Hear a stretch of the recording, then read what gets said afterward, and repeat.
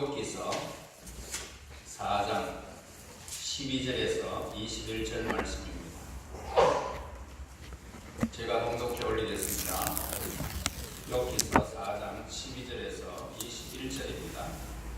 어떤 말씀이 내게 가만히 이르고 그 가느다란 소리가 내 귀에 들렸었나니 사람이 깊이 잠들 즈음 내가 그 밤에 본 환상으로 말미암아 생각이 번거로울 때에 두려움과 떨림이 내게 이르러서 모든 뼈마디가 흔들렸느니라.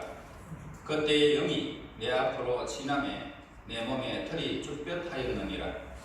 그 영이 서 있는데 나는 그 형상을 알아보지 못하여도 오직 한 영이 내 눈앞에 있었느니라. 그때 내가 조용한 중에 한 목소리를 들으니 사람이 어찌 하나님보다 의롭겠느냐? 사람이 어찌 그 창조하신 이보다 깨끗하겠느냐? 하나님은 그의 종이라도 그대로 믿지 아니하시며 그의 천사라도 미련하다 하시나니 하물며 헛집에 살며 뒷불로 틀을 삼고 하루살이 앞에서라도 무너질 자이겠느냐? 아침과 저녁 사이에 부스러져 가루가 되며 영원히 사라지되 기억하는 자가 없으리라. 장막줄이 그들에게서 뽑히지 아니하겠느냐? 그들은 지혜가 없이 죽느니라. 아멘. 이 세상에는 우리 인간의 감각으로 감지할 수 없는 현상들이 수많이 있습니다. 우선 보통 사람의 귀로는 들을 수 없는 특별히 훈련된 귀로만 들을 수 있는 그런 소리가 있습니다. 음악적인 소양을 갖추지 못한 사람이 놓치는 음이 변화를 훈련된 그런 음악인들이 그 귀는 예민하여 감별할 수 있답니다. 또 일주일에 38,000번의 진동하는 그 음을 보통 사람들은 들을 수가 없습니다. 그러나 높은 음에 민감한 사람의 귀에는 그 소리들이 다 들리게 된답니다. 이와 같은 사람들은 우리가 얼마나 많은 소리를 듣지 못하고 지냈는지를 우리 사람들에게 다 깨닫게 해주는 것입니다. 이것이 달리 생각하면 우리에게 주어진 축복이다 라고 그렇게도 할 수가 있습니다. 불필요한 소리를 듣지 않음으로써 우리는 안정된 상태에서 살 수 있기 때문입니다. 만약 우리가 38,000번의 그 진동 소리를 다 들을 수 있다면 밤에 잠을 자겠느냐 이 말입니다. 그러나 역시 우리는 감각기관에서부터 한계성에서 벗어날 수 없는 그 감각기관을 가진 인간이라는 사실에 대해서 우리는 겸손히 인정하는 바입니다. 또한 인간의 시각기관에 대해서 우리가 살펴보게 되면 햇빛을 프리즘에게 비춰보게 되면 우리는 흰빛이 검붉은 그런 색에서부터 시작해서 노랑, 초록, 파랑, 보라로 나뉘어지는 것을 보게 됩니다. 바로 무지개 같은 그런 색들이 보이게 되는데요. 그런데 그 분광의 양 끝에는 우리가 찾아볼 수 없는 그런 광선이 두 개가 있습니다. 한쪽 끝에는 적외선이 있고요. 다른 끝에는 자외선이 있습니다. 우리 눈으로는 발견할 수가 없습니다. 그 빛들은 정교한 계기에 의해서만 그 존재가 증명될 수 있는 그런 빛들입니다.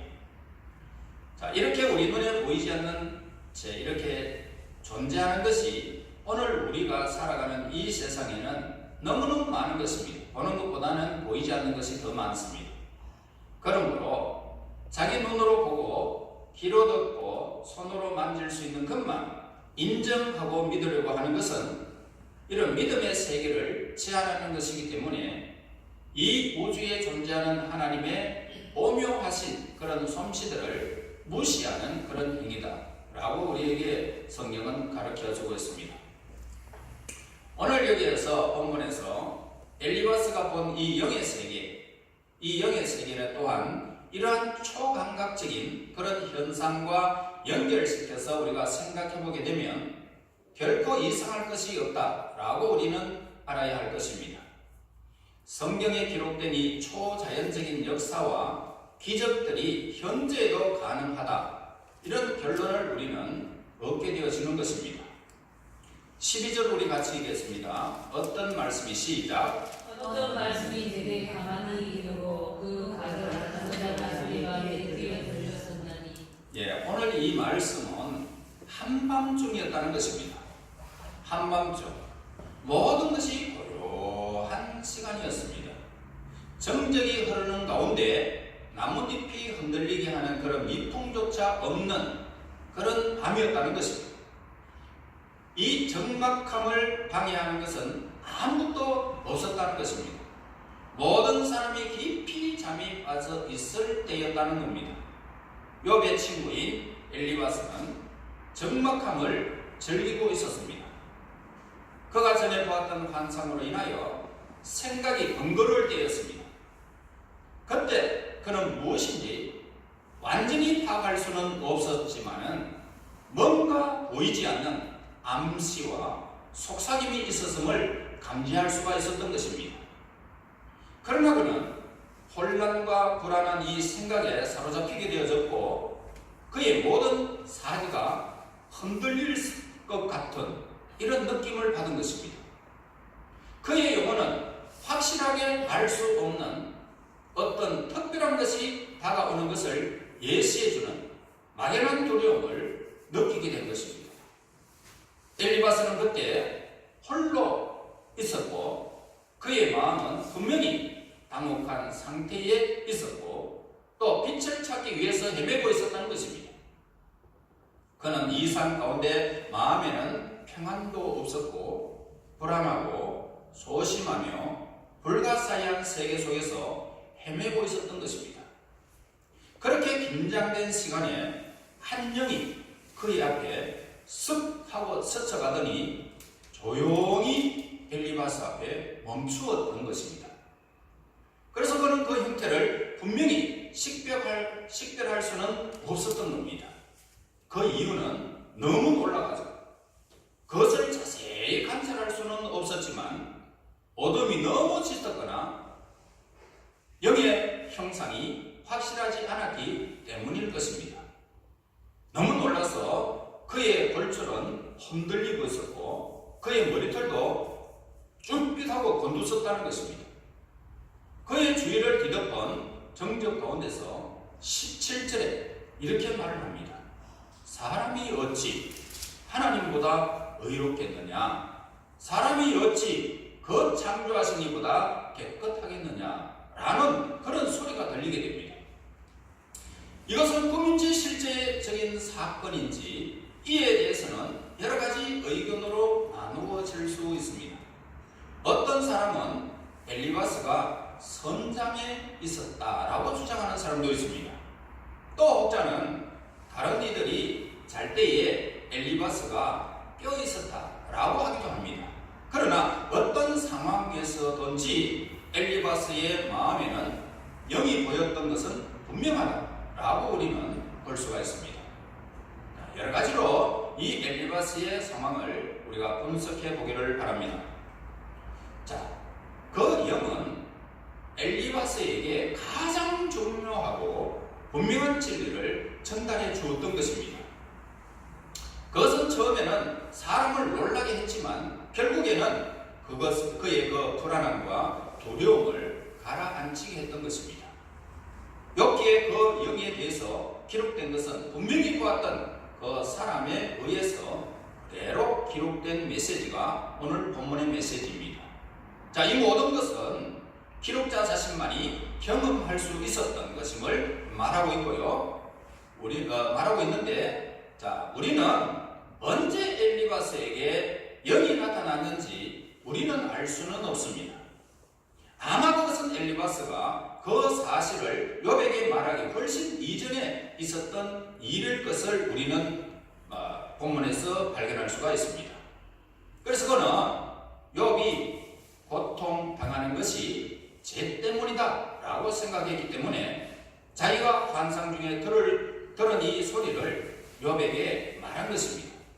자, 우리는 이 사실에서 인간들이 하나님의 말씀이 선포되는 가운데서 자기 생각과 일치하는 것만 받아들이는 것을 보게 됩니다. 그래서 그들은 하나님이 의롭기 때문에 죄에 대해서는 반드시 고통을 주신다는 사실만을 생각을 했던 것입니다. 그러면 이제 이 영의 말을 바로 이해하기 위해서 영의 목소리를 깊이 우리는 생각해 봐야 할 것입니다.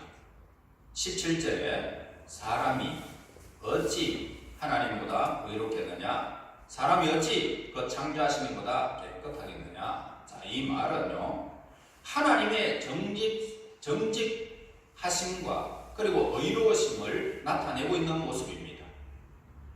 누가 감히 창조주 하나님보다 인간이 순결하다라고 할 수 있겠는가? 이 질문입니다. 누가 하나님보다 더 정직하게 공평하게 정의를 행할 수 있겠느냐라는 이 질문입니다. 하나님의 처분과 역사를 비판하는 사람은 사실 자신이 하나님보다 더 높은 위치에 올라가는 것입니다. 그들은 다음과 같이 주장을 합니다. 하나님의 역사는 인간들로 하여금 죄를 짓지 않게 했어야 마땅하며 고통과 슬픔이 찾아오는 것을 방지했어야만 했다. 또 인간들은 항상 행복하게 인도해야 하고 인간의 생은 기쁨과 계속적인 번영, 발전만으로 이루어져야 했을 것이다 라고 그렇게 주장하기도 합니다. 이러한 말은 교만하고 어리석은 인간들이 주장하는 것입니다. 그러나 이에 대한 대답은 이미 영의 말 속에 나타나고 있습니다. 하나님은 의로우시기 때문에 인간에게 자기 죄를 돌이킬 수 있는 그런 기회를 주신 것입니다. 우리 중에 하나님의 심판을 피할 사람이 있습니까? 아무도 없습니다. 그렇지만 그래도 우리가 살아남을 수 있다는 것은 하나님의 은혜라는 것입니다. 하나님이 인간을 다루시고 간섭하시는 것은 얼마나 놀라운 일인지 모릅니다. 또 그에 대한 인간의 반역은 얼마나 놀랍게 우리가 주변에서 발견할 수가 있느냐는 것입니다. 이 지구상의 나라 간의 분쟁, 얼마나 큰 불안함과 그리고 오늘 전쟁의 전쟁, 나라와 나라가 그렇게 엄청난 그런 불안감을 조성하고 있는 일들이 오늘 우리 주변에는 너무 많습니다. 그 결과 각 개인이 얼마나 쓰라린 슬픔을 맛보면서 살아가는 사람들이 얼마나 많습니다.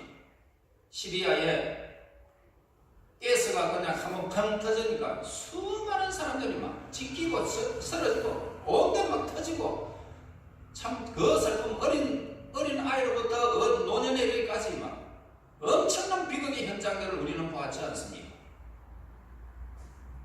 그래서 우리는 엘리바스의 말에서 하나님의 의로우심 외에 또한 인간의 허물과 더러움을 볼 수가 있습니다. 우리는요, 또 이 영이 한 말 중에서 하나님께서 그 사자를 신뢰하지 않는다는 내용을 여기에서 발견할 수가 있는데요. 18절 한번 읽어볼까요? 하나님은 시작. 하나님은 그의 종이라도 그대로 믿지 아니하시며 그의 천사라도 밀어난다 하시나니. 예, 천사는 하나님의 종들이지 결코 하나님과 동등한 존재가 결코 아닙니다. 그들은 하나님의 소식을 전달하는 자일 뿐이지 하나님께 조언을 해주는 그런 존재가 아니라는 것입니다. 그렇기 때문에 하나님께서는 천사들을 신뢰하지 않으시고 하나님의 무한하시고 완전하심에 비해서 그들도 불완전하다 라고 하나님은 말씀하고 계십니다. 하물며 흙집에 살며 티끌로 털을 삼고 사는 인간이야 어떠하겠느냐라고 오늘 우리에게 말씀하고 있습니다. 바로 거기에서 우리는 또 인간의 연약하고 교활한 모습을 찾아볼 수가 있는 것입니다. 인간은 하나님 앞에 한없이 겸손해야만이 마땅한 존재인 것을 가르쳐주고 있습니다. 하나님의 공의로운 이 방법에 대해서 불안을 갖고 탓하려는 인간은 교만한 제목으로 심판받아야 마땅할 것입니다. 우리는 결코 하나님을 심판하는 자리에 앉을 수가 없고요. 또 하나님의 포괄적이고 모든 것을 통치하는 그 계획을 이해할 수 없는 한없이 무능한 인생인 것을 우리는 고백해야 하는 것입니다. 하나님의 계획을 이해하지 못하는 인간 주위에는 계속 많은 것들이 불가사의한 것이 남아있다는 것입니다. 그래서 인간은 엘리바스처럼 다른 사람들이 깊이 잠든 정박함 중에 깊은 생각에 잠겨 있을 때가 많이 있는 것입니다. 또한 이미 세상을 떠난 사람들에게 대해서 생각하고 또 그들이 지금 하고 있는지 무엇을 하고 있는지 궁금해하고 있는 오늘 우리는 죽은 사람들이 과연 지금 무엇을 하고 있을까? 무덤에서 잠을 자고 있을까? 그러면서 우리는 궁금해합니다. 또 자신의 과거의 삶에 대해서도 생각하고 있습니다. 왜 그렇게 되어져야만 했는가? 라고 하는 그런 질문을 우리는 자신에게 해보기도 하는 것입니다. 확답을 얻을 수 없는 인간들은 어쩌면 자기들의 주변 환경에 의해서 지금까지 살아왔다라고 말할지도 모르겠습니다. 중요한 것은 뭡니까? 그렇게 잘못 생각하다가 나의 믿음을 놓쳐버리지는 않을까라고 하는 것입니다.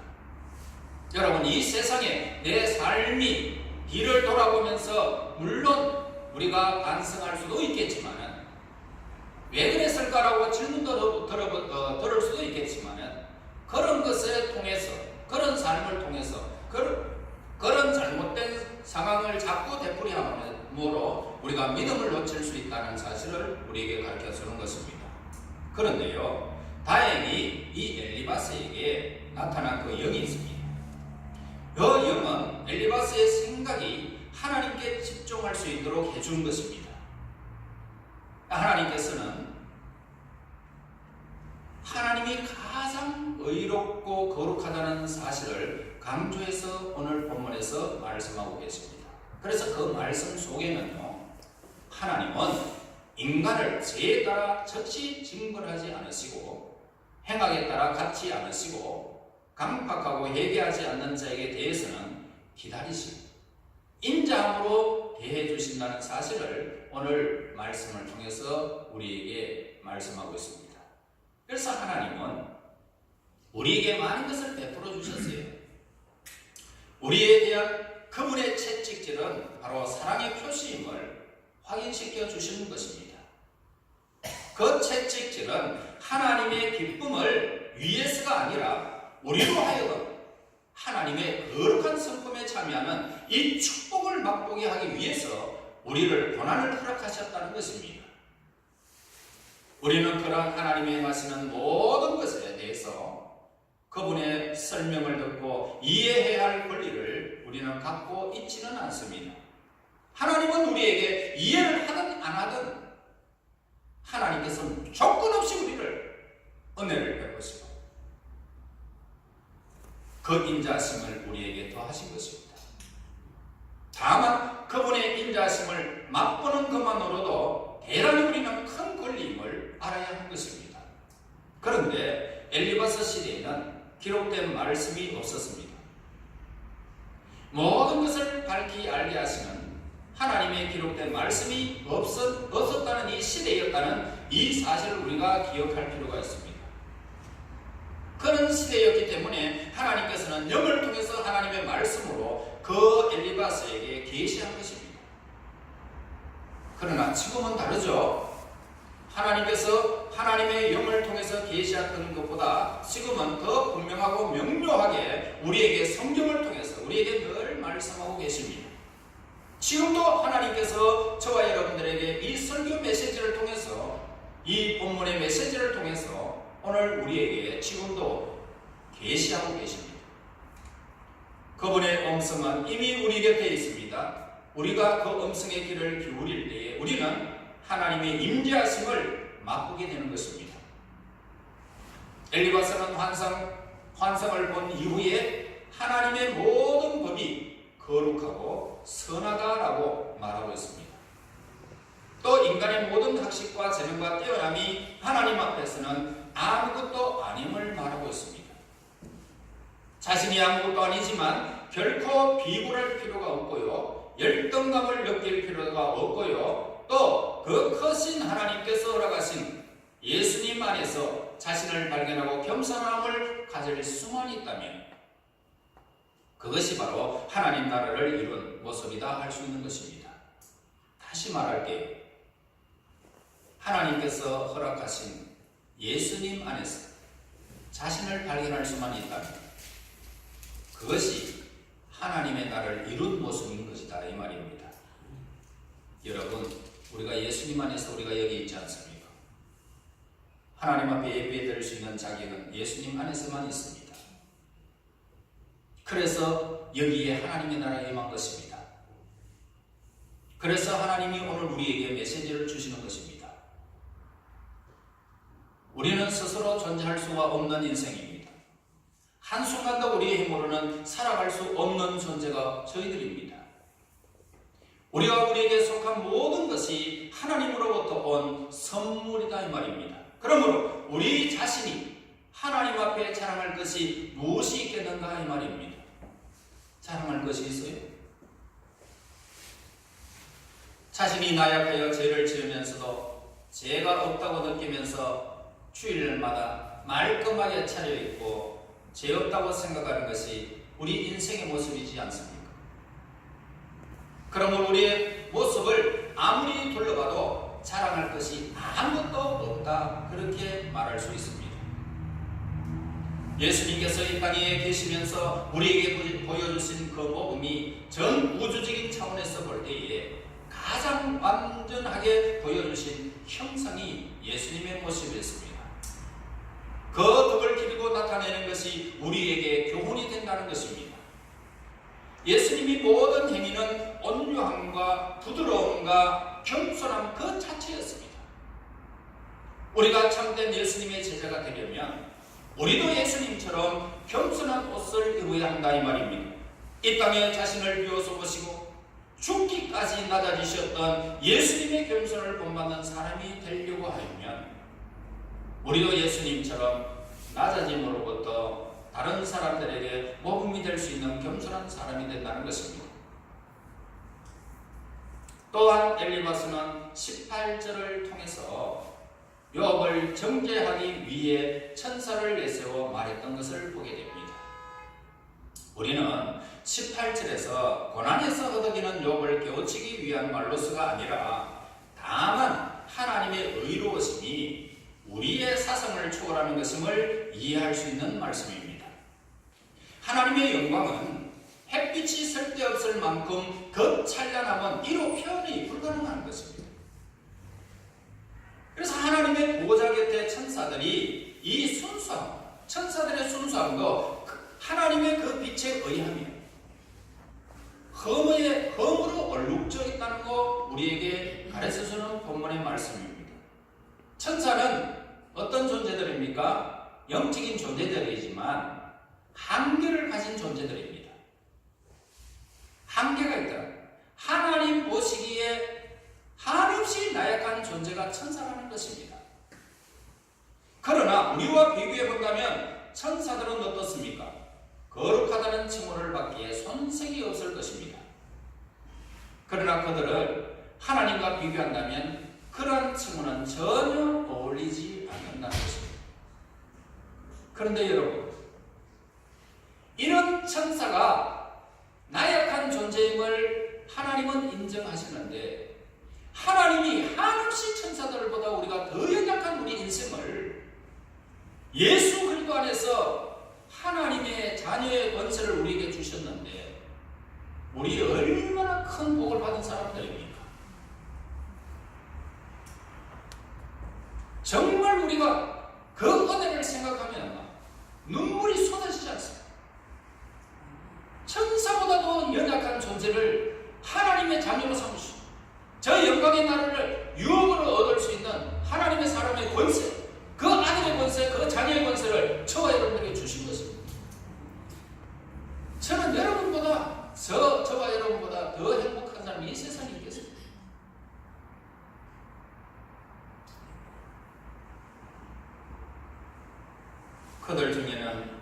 여러분, 천사들 중에는 일부가 타락한 것을 우리가 보게 되잖아요.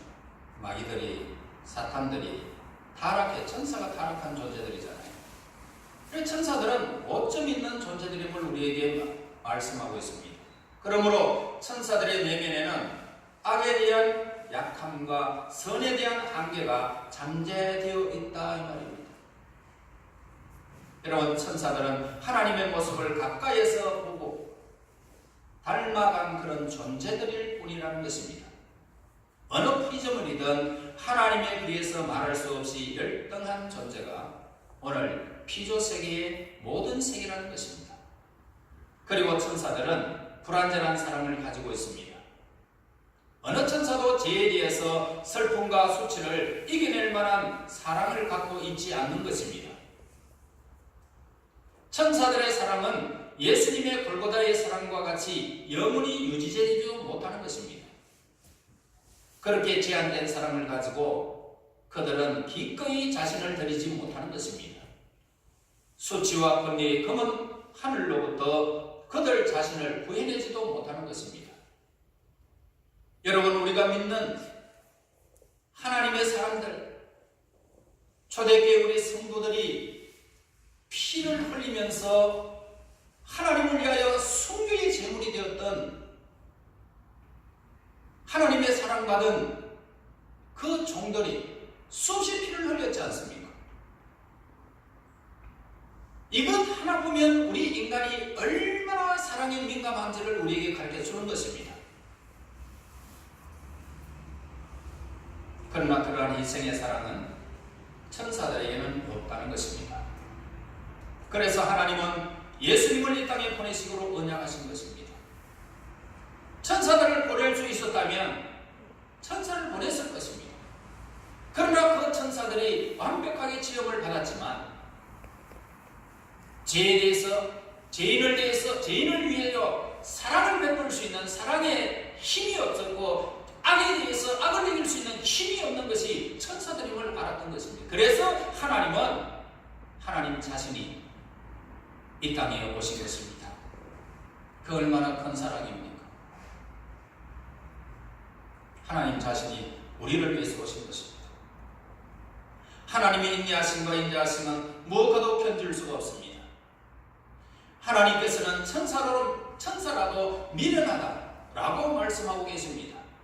그러면서 하나님께서는 그 미련한 천사들을 저버리시지 않으시고 결코 마르지 않는 샘물로 그들을 성화시켜 나가고 계십니다. 그리고 인간의 흠과 연약함에도 불구하고 관심을 기울이시고 어둠에서 벗어나도록 성령께서 항상 우리에게 보혜사로 함께 계시는 것입니다. 여러분, 하나님께서는 우리 인간의 악하고 추한 가운데서도 거룩해질 수 있는 가능성과 소망을 보셨기에 예수님을 우리를 위해서 보내주신 것입니다. 우리는 하나님의 형상대로 지음을 받았습니다. 하나님의 사랑, 그 크신 사랑을 실천할 수 있는 인간은 예수님 안에서 오늘 저와 여러분들 부르신 그 목적입니다. 여러분, 예수님의 사랑 가운데 하나님의 사랑과 공의로우심이 얼마나 조화를 이루어졌는지를 우리는 깨닫게 되어집니다. 그 사랑과 공의가 완전히 조화된 십자가를 의미하고 받아들이는 사람은 진정으로 자기 내면에 잠재되어 있는 하나님의 임재 가운데 조용히 그 말씀에 순종하게 될 것입니다. 그리고 선을 향하여, 하나님의 선을 위하여, 하나님의 영광을 위하여 하나님께서 그 가능성을 보셨기에 우리들을 예수님 안에서 선택한 것입니다. 하나님의 임재 가운데 저와 여러분은 하나님의 뜻을 실현해 나가면서 그 인자하심을 바라고 그 선을 향하여 하나님의 영광을 위해서 살아가는 백성들을 향하여 하나님의 기쁨이 되어진다고 말씀하고 있습니다. 여러분, 하나님의 임재가 우리에게 임하실 때에 우리는 심히 연약한 존재임에도 예수 안에서 우리를 선택하시고 그 임재 가운데서 하나님의 영광을 위하여 하나님의 뜻을 실현해 나가기를 원하는 하나님의 그 귀한 은총 속에서 늘 저와 여러분 하나님의 그 은혜 가운데서 하나님의 임재 가운데서 하나님의 뜻을 실현해 나가는 저와 여러분이 되시기를 예수 이름으로 축원합니다. 아멘. 하늘에 계신 우리 아버지, 감사와 찬송과 영광을 돌립니다. 천사보다 못한 심히 연약한 저희 인생들을 사랑하사 하나님의 그 크신 뜻 가운데 예수 그리스도를 우리에게 허락하여 주시고 하나님의 자녀의 권세를 주셔서 하나님의 임재 가운데 살아갈 수 있도록 인도하시니 감사합니다. 이곳에 하나님의 선하신 뜻이 이루어져서 하나님의 거룩한 뜻이 우리의 살아가는 날 동안 증거되게 하시고 이루어져서 하나님의 거룩한 나라, 의의 나라가 우리의 삶 속에서 더 확장되어져 갈 수 있도록 인도하여 주시옵소서. 예수님 이름으로 기도합니다. 아멘.